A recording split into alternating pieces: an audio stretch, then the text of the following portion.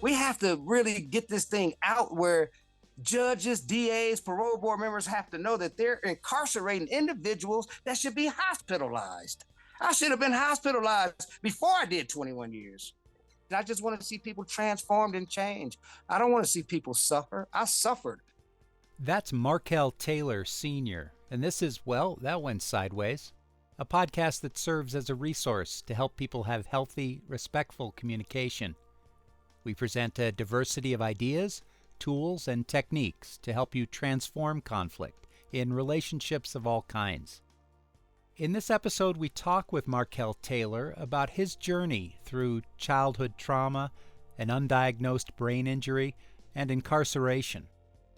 His story highlights the need for proper diagnosis and treatment for individuals in the criminal justice system.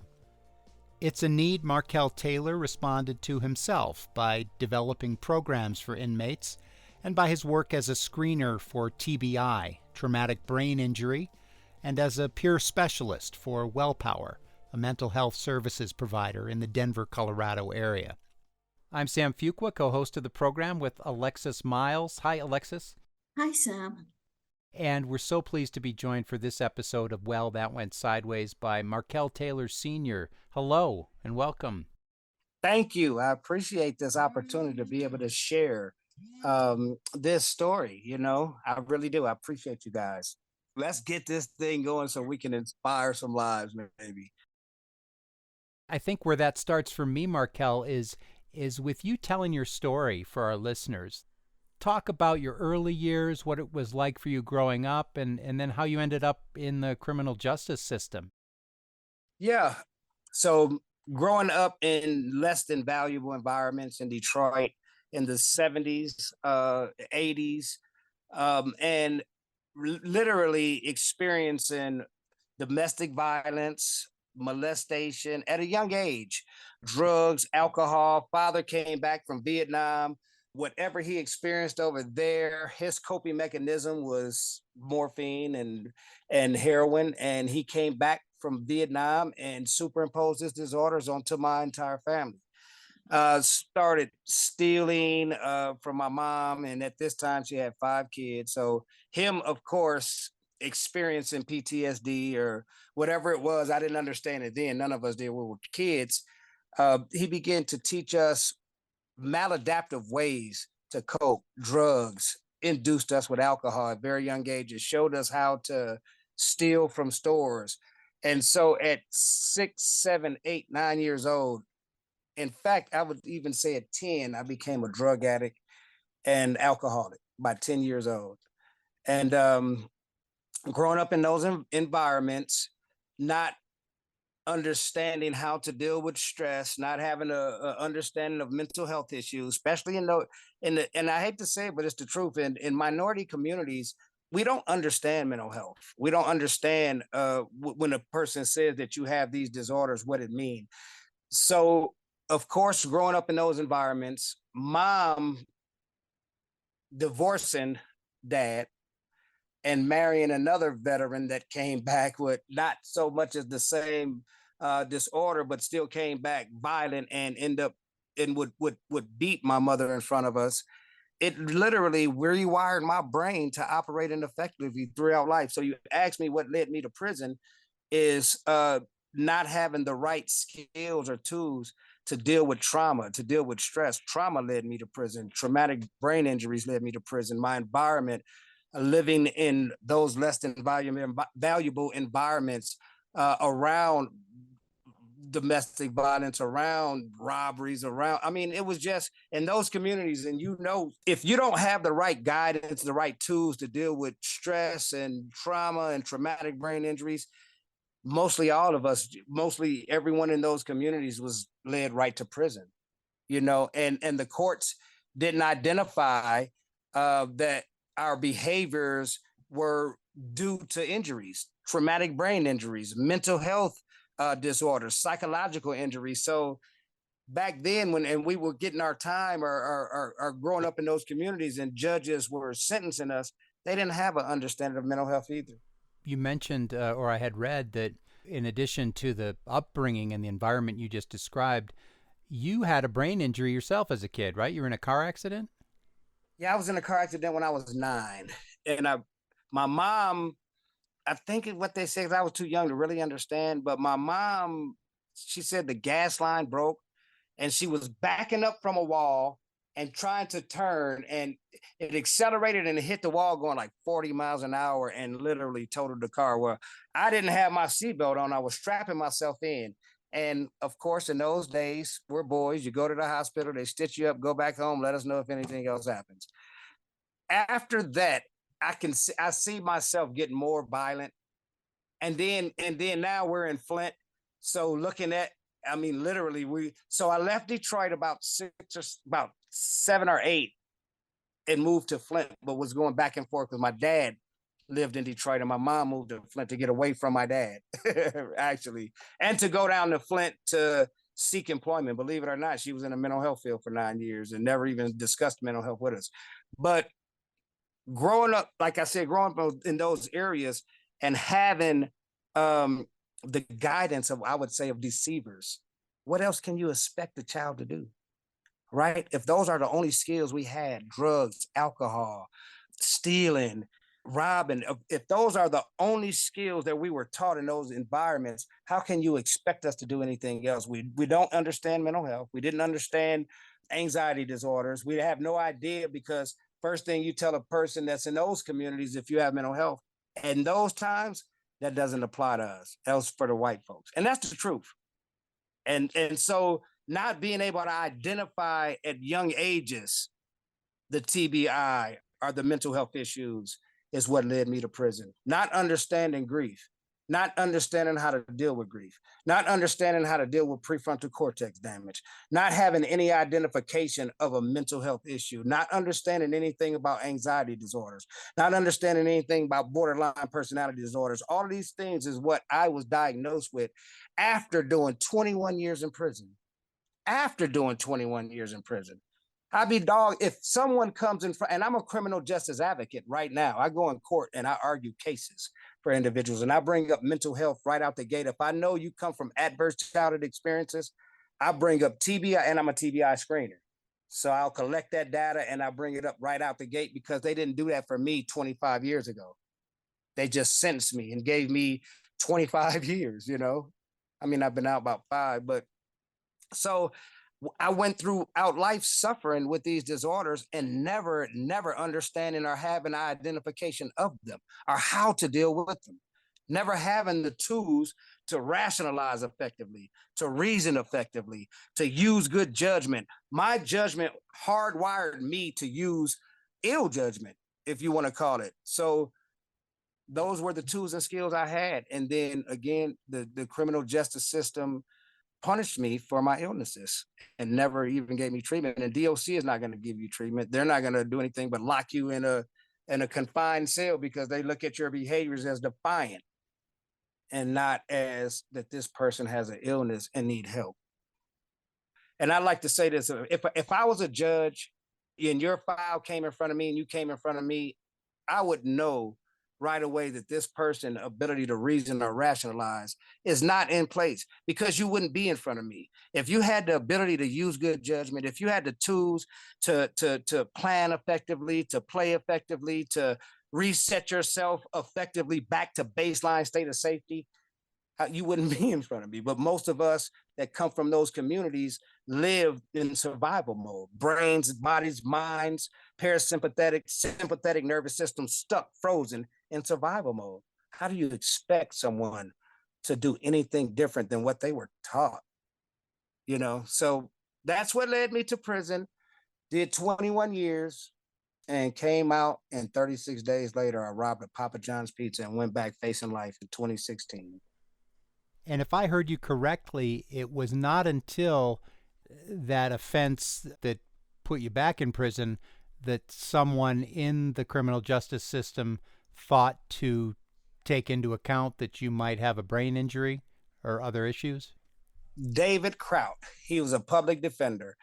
And this was the first time someone ever noticed. And let me say this: 2016, when I did rob the Papa John's pizza, My brain, it did. It just shut down. My brain, body, the brain, body, and mind can only take so much stress before it shuts down. Before it just don't, and it did. And I was suicidal, and I took a bunch of pills. I went to the county jail. I knew I was going to get life. I knew that because this was my seventh felony, 3 robberies. This is a robbery with a kidnappings, 2 charges at one time, and they trump them all the way up. But it's my seventh felony. So when my attorney came to me and said, look, Markell, they're filing a habitual criminal on you.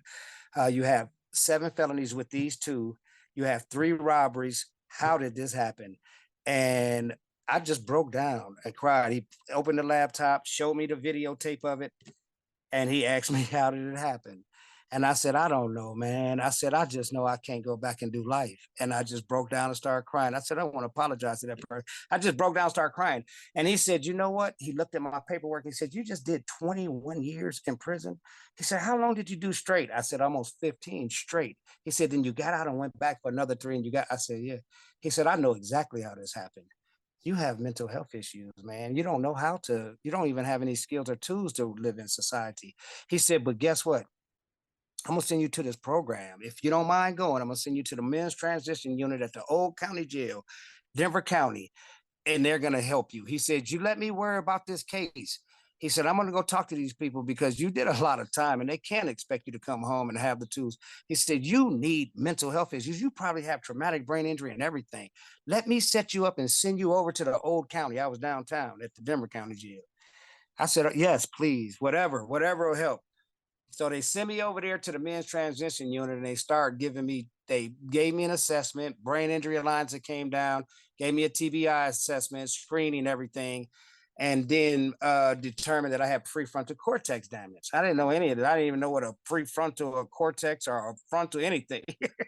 But what happened is while I did all of that time in prison, I studied business for 16 years. I locked myself in sales. I went to the library. I started studying everything on marketing. So I had this business education before I came home. I just didn't have the tools and skills to deal with stress, grief, loss, any of that. And being locked away from society for so long, after coming home, I went in when it was pagers and I came out when it was phones. So that was scary. I came out when you would go to grocery stores and check your own stuff out. That was scary. Everything was scary. To talk to people was scary. And so no wonder I went back, because I had been conditioned to that environment. So that's what happened. I go to the county jail. They give me the CBT. They get Dr. Nina Minagawa, Dr. Gafford, Dr. Bradford. They start setting me up with all kind of treatment and start teaching me about the brain. Dr. Brad McMillan, he started doing trauma classes in the county jail. Because if I had that injury, I wanted to know what the cause, how I fix it, what the heck. I want to, even if I had to go do life. And that's what my doctor said. She said, even if you have to go do life, wouldn't you want to be able to control your emotions and regulate your anxiety? Wouldn't you want to be able to control yourself? And I was like, heck yeah. I ain't been able to ever do that. When I get angry, I go to 0 to 100 and I'm back in jail. She said, yes, I do, please. And I started learning and I was facing life, and I started the Rebuild Your Mind Mental Health Challenge from the county jail. I had Corey Shively, my brother, my god brother, and my business partner was standing right by my side through the whole way. And he was like, what do we do, bro? I said, I'm going to start getting 40 inmates together. I said, there's 40 people in this program, in this MTU program. All of us is facing a lot of time. I mean, we had sex offenders, murderers, everybody. I said, I bet you neither one of them have family that send letters to judges. I'm going to start challenging judges, DAs, parole officers, probation officers to talk about their own mental health issues. Because if I didn't know I had it, and I didn't know I had these things all of this time, I wonder how many of them don't know. And so we started the Rebuild Your Mind Mental Health Challenge. You can Google it.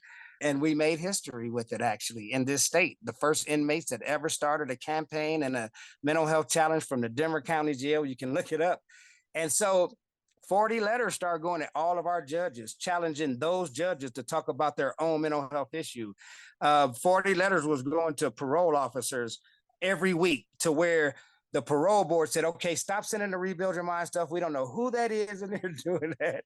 As we understand, and it went viral, got to the news, and the judge, after 2.5 years, and seeing the campaign and seeing the support and seeing the county behind me did not give me 1 day in prison for my seventh felony.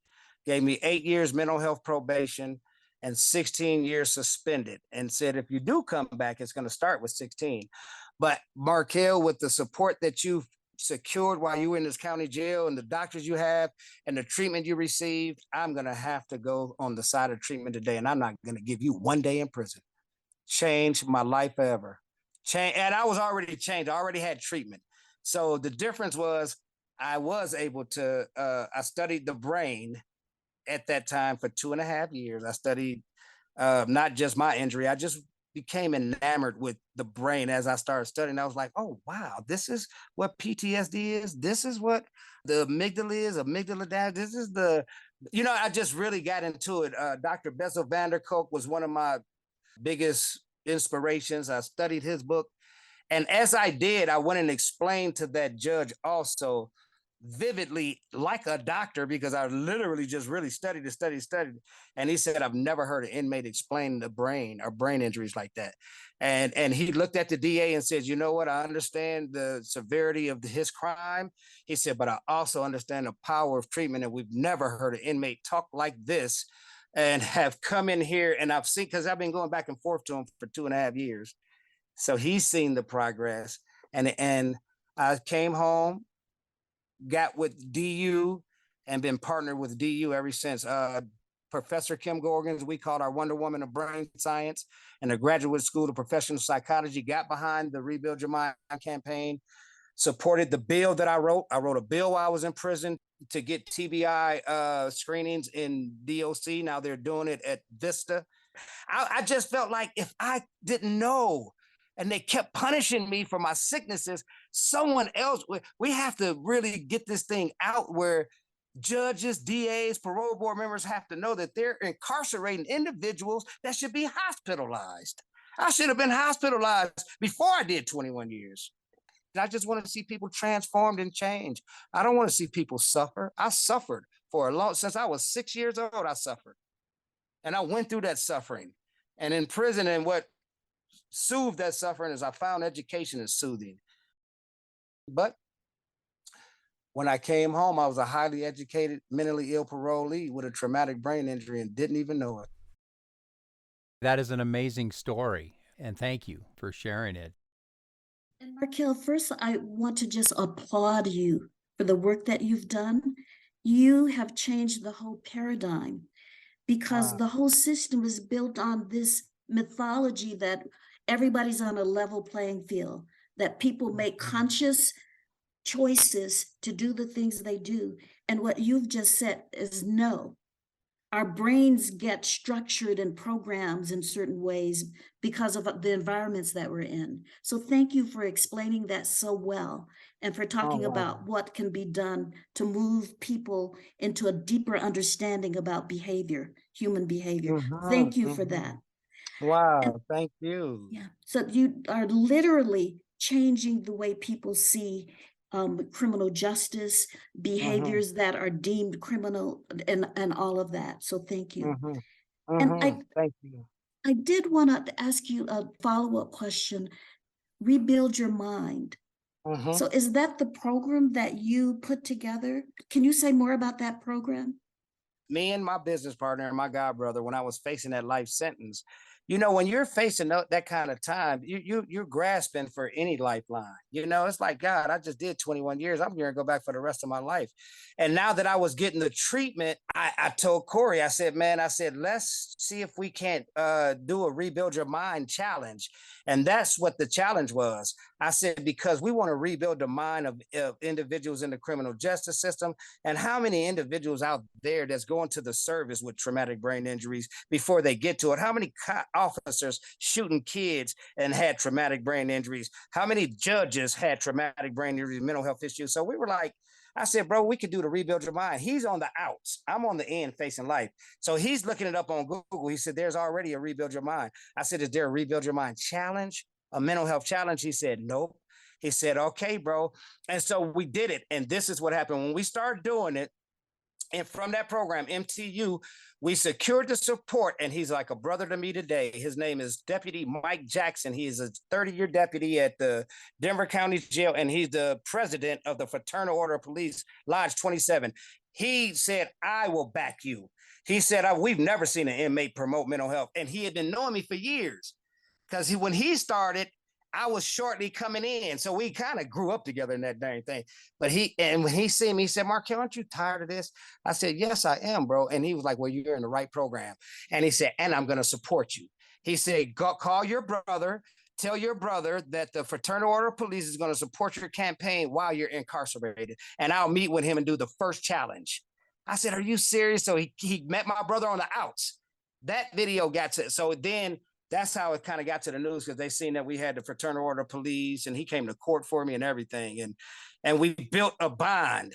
And right now I still go to the lodge. We still work together. And that's what happened. So it became the Rebuild Your Mind Challenge. Then DU got involved. Kim Gorgons, that's our Wonder Woman of brain science. She's the lead neuropsychologist. She started calling us down to speak at her schools.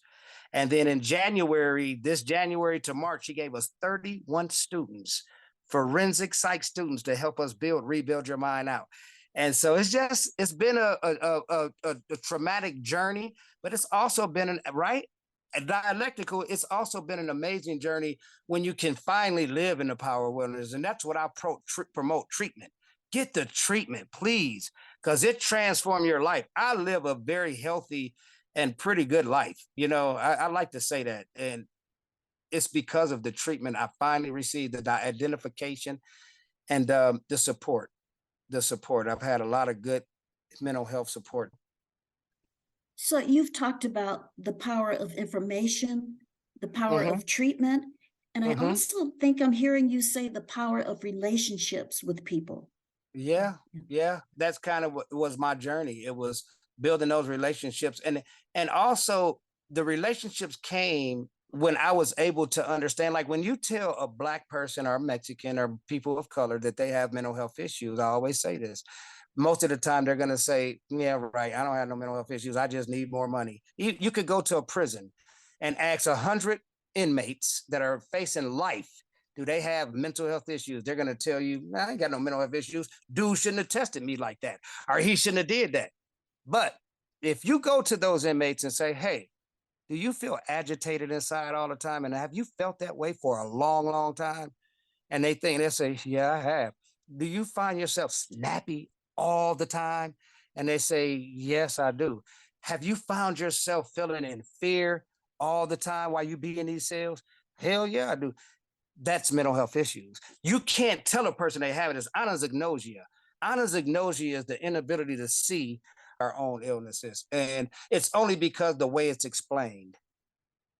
You can't go to a Black person and say you got anxiety disorder, you got borderline personality, but you can go to them and say, if you feel anxious all the time, every day, and you wake up and you can't focus or concentrate because you got 100 things, if you feel in survival mode every day, 9 times out of 10, I can tell you, you're sympathetic, parasympathetic, your brain waves, everything is out of whack. And it's going to hard to be able to make effective decisions in relationships in your life. Now I know this. I didn't know it when I was going through it, but now I do, because I've been on the professional side for 7 years now. So I'm trained well to be able to see it. I have like that third eye, I guess. And it's sad. It's sad to see, especially when you see it in your own family that's still struggling with meds, still struggling, and you can't help them. It's like you try to give them all the resources, but they just don't see it, right?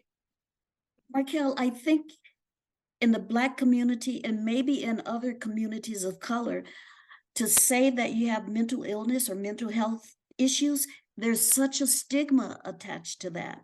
It's a big stigma. It's like, no, that's not something that happens in our community. That's right. And that's why we launched a Rebuild Your Mind Challenge, because we wanted to destigmatize it. We wanted to show individuals that was in a professional field who, if they had it, if they can identify it. So I guess that kind of piqued the judge's interest, because he was like, wow. And he asked at the hearing, he said, what made you decide to do the Rebuild Your Mind Challenge? I told her, I said, because I didn't identify my issues, and I wanted to know what judges are sentencing individuals that don't even that have these same issues or have similar issues. He said, that was genius. I He totally did. agree, because when, as I hear you talk about it, you took the label off and you used the symptoms, because people can relate to the symptoms, but not to the label. Right, So yeah, that was right. profound. And that's what I try to do everywhere I go. Is one question that I ask everybody. And this is what my doctor, Nina Menagawa, and I challenge you guys on this call to ask everybody, your kids, your mates, whoever it may be, coworker, do you feel safe? That was the biggest question for me. And I was in prison, in jail, facing life. And I said, yeah, I feel safe because I felt like I can protect myself, right? I told my doctor, I said, yeah, I feel safe. And she said, oh, you feel safe, Markel? I said, what do you mean? Yeah. She said, where do you feel safe at? And that stopped me in my tracks. She said, tell me, be mindful and tell me where you feel safe at. Do you feel safe when you go back in that cell knowing that you're facing life? Do you feel safe politically? Do you feel safe financially? I was like, no. She said, well, then be mindful. You don't feel safe. You can say you feel safe in certain places, but it engaged the conversation and it'll engage it with other individuals, kids, because then you can explain that and say, where do you feel safe? In your school, in your class, with your friends? Because that's what we want to know. We want to know if you don't feel safe inside, you're going to superimpose your disorders on everything else around you. I only know from experience. I didn't grow up to be the darn Joker. And when I was a kid, I knew I was going to be Batman. I had all the gadgets and everything. I didn't plan on turning into the Riddler or the Joker.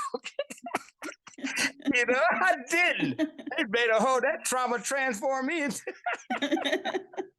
I was Yeah. gonna save lives and save the people that were suffering. And that darn trauma and them TBIs turned me into the Joker, darn it. Now I'm trying to transform individuals back into humans instead of mutants. I just kind of, and the reason I say that I'm a peer specialist, so I use my story to help others. And I kind of make jovious of it. Like, I know I went through it. I went through the trauma, and I'm like a comedian, kind of. I really am. I do comedians in front of and so I let people know, hey, I suffered it, and there's a way out. And there's a way out. You don't have to stay in the suffering. Steve, my supervisor at WellPower, he said, emotional pain minus acceptance. This is a equation. Emotional pain minus acceptance equals suffering. You have to accept the pain. You have to feel the anger, feel the hurt. You can't numb it, get high it, coke it away like I did, drink it away, sex it away, fight it away, rob it away. It does not happen. You have to accept the pain of losing a mother at 17. Accept the pain of molesters coming into your house and molesting you at young age or attempting. Accept the pain of your father introducing you to drugs and alcohol, knowing that that's the wrong thing to do it for a child. Right? You have to accept that before you could move. And most of us won't accept it. Most of us have not even identified it because we stay so high or drunk. It's just a raw, uncut truth. You know what I mean? Most of us stay so high and drunk and so away from it. We don't know how to accept it. We don't even have the tools and skills to accept the pain. That's the sad part. For someone listening to this who may be identifying or knows someone in their life who they are now identifying some of what you've talked about with, can you talk a little bit more about first steps? Whether it's me listening to this thinking, yeah, something else is going on, or I know someone who I think something else might be going on. You've used the acronym TBI screening. That's traumatic brain injury screening. So that sounds like one initial step. But how do people get started? Identification. We have to help individuals identify it, and we can't use the same terminology that psychologists use. You got to meet people where they are. So you have to understand, first and foremost, recognizing the signs and symptoms. Like I said earlier, if you go to a prison or minority community, probably even a lot of white communities, and you tell those individuals, hey, you have a mental health issue, for real, they'll probably deny it. They'll probably deny it because they don't identify the signs and symptoms. So the first thing is helping individuals understand what the signs and symptoms look like. And that is, what does anxiousness look like, or over anxiousness?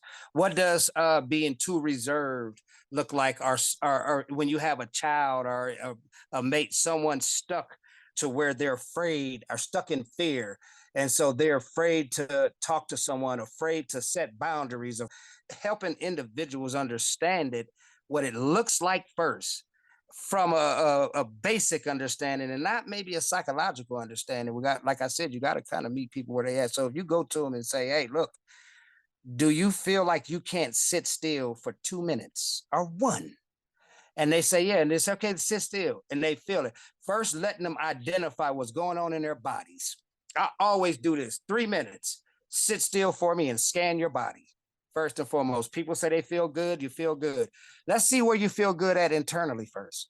Let's see if your organs feel good. Let's see if your heart feel good. So just scan your toes. Let's start with the toes. Sit still for me and try it. Most people can't do it if they've never was able to do mindful meditation or to meditate.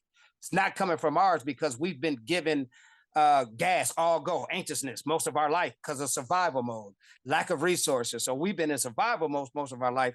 So our brains is hardwired in survival. Our bodies, our brains, our minds, our nervous system, it's always on go, go, go. So our brain's been pumping cortisol for so long that it damaged other neurons in the brain. Those neurons are impulse conducing cells, actually. And when it damaged those impulse conducing cells, leads to anxiousness. So now here goes the brain damage, being hardwired to operate ineffectively, right? And if no one ever comes and stops the child in its youth to be able to use the tools to breathe, to rationalize effective in those moments, that will become their condition. You see, and now their body, brain, and mind is conditioned to operate ineffectively. Neuroception, I call it. We believe what's safe is danger and what's danger is safe. Because our brains, because of adverse childhood experiences, because of the blows, I grew up to believe that robbing and stealing and doing all of those things, I can get away with it. It's safe. You'll have your own independence, your money. Instead of getting a job and working 2 jobs and things, that was danger to me because I couldn't receive the money or the independence that I would have received from doing it the fast way. So that's putting the anxiousness into children that come from those communities and not giving them the tools and skills. So that's just anxiety disorders. That's just one. Then you go to borderline personality disorders, to where you start, if you want to break it down to the simplest form where a child could understand it, you would have to explain it when the person experienced that, the symptoms and the signs. Right now, let me give you an example. We're getting ready to go train 5 schools in Aurora under our TBI. We have the only peer-to-peer TBI curriculum. But when we go into these schools and train them in our curriculum, I'm not going to talk to them like a psychologist. I'm not a psychologist. I'm going to talk to them at their level so they can understand what their friend, if they have a friend that won't talk to anybody, then there's some things we need to look at. We're going to break it down to where they'll be able to understand it from a perspective of a child. And so that's one thing, is helping them identify the signs and symptoms and then referring them out and getting them connected to the treatment is what we've been doing mostly for individuals coming from the criminal justice system. You got to understand the signs and symptoms. And that's the big thing. This is what it looked like in your friends. If you see this in your friends, you might want to tell them he needs help, because then we can transform the youth first and they'll become advocates and TBI screeners. Marchell, let's say somebody hears this podcast or otherwise hears about this and they want to take a first step. Is there a number they can call? Yeah. Is there? It's 4 of us TBI screeners over here at ABO's Marketing and Rebuild Your Mind. If you Google us, ABO's Marketing and Rebuild Your Mind, you would see that we are running one of the most aggressive initiatives. We have therapists that we refer people out to. I also work at WellPower. I refer people to WellPower all the time. So you guys can call me at 720-490-9834. This is my personal number because this is personal to me. So if you have a TBI, or if you feel like you can't control your emotions, if you regulate your emotions, can't control your impulses, you feel agitated inside all the time, if you snappy all the time, and feel like you just can't cope, or you've been coping the same way for so long, your brain may be stuck in survival mode. I was a 10-year-old alcoholic, and let me say I was a 47-year-old male with the brain of a 10-year-old child when I came home from prison. That's crazy. And I want people to understand that I was stuck, frozen psychologically in time. I was the modern day Iceman. Brain just stuck. As a kid, it was. I did things the same way I did as a kid when I came home. I'm 47 years old. At 10, I was an alcoholic drug addict. I come home at 47 years old. I was still doing the same thing. Tell me I wasn't stuck. I was stuck psychologically in my psychosocial stages of development. People need to understand that. This is development stages. And if you don't develop correctly in those stages, you pick up maladaptive ways to deal with those things. And later on in life, you'll get in relationships and you'll still find yourself doing the same things in relationships at 30, 40 years old that you was doing at 5, because you never made it correctly or never effectively made it through those stages. So we find ourselves stuck in bad relationships that are violent, relationships that are unhealthy. A lot of times, if we look back in our past, and that's what we're doing, we're living in our present past, is what I like to say, you know what I mean? And so we have to move forward through those stages first. And that's what helped me. And it sounds like you're saying it's never too late to go through those developmental stages. Well, let me say this. I was facing life at the time. It was an odd time to even think about any kind of treatment. I was looking at, I'm never coming home. But when my doctor, like I said, Dr. Nina Minagawa, Psychology Services, she performed a miracle on me. I always say she uprooted that psychological cancer that lived in my brain and body for so long. You know what I mean? She did, and it was hard. And she said it. She said, you got a lot of work to do. And I didn't understand it at first. But then when she started explaining to me about grief and loss, knowing that I had already lost one of my sons to a heroin overdose or fentanyl. So she had to help me get through that and taught me about grief and loss. A lot of us look at grief and loss, and I'd like to say this really quick because this is important, of just losing a person, that this is what we grieve. But sometimes we grieve losing a station in life, losing a job, and we don't deal with those things, losing a dream. We grieve the loss of that, but we don't do that healthily, and we continue to pick up those things, and they'll get into us, and they can affect us in bad ways. And I never knew how to deal with grief, never knew the cycle of grief. I got stuck in disbelief for so long when I lost my mom. You know what I mean? It's cycles that you go through. You go through disbelief, then, you know what I mean? You start guilt and all of this. And I never made it around that whole cycle. I just would go rob somebody to give me some crack or alcohol to not ever deal with it. That's the work. That's the hard work. You got to go back into that and reface that and deal with that in a healthy way without drugs, without crack. And I cried many, many days because it felt so painful to have to go back and visit such painful memories. Marchell Taylor, thank you for sharing your story and for your work. Thank you both very much for this opportunity. Marchell Taylor Sr. works as a traumatic brain injury screener and as a peer specialist for WellPower, a mental health services provider in the Denver, Colorado area.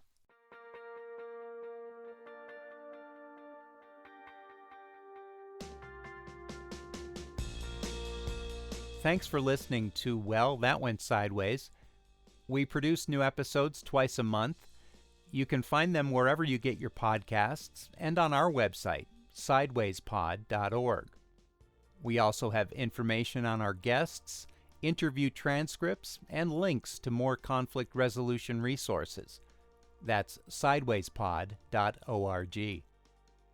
Our production team is Mary Zinn, Jess Rao, Norma Johnson, Alexis Miles, Aaliyah Fabani, and me, Sam Fuqua. Our theme music is by Mike Stewart. We produce these programs in Colorado, on the traditional lands of the Arapaho, Cheyenne, and Ute nations. To learn more about the importance of land acknowledgement, visit our website, sidewayspod.org. And this podcast is a partnership with the Conflict Center, a Denver-based nonprofit that provides practical skills and training for addressing everyday conflicts. Find out more at conflictcenter.org.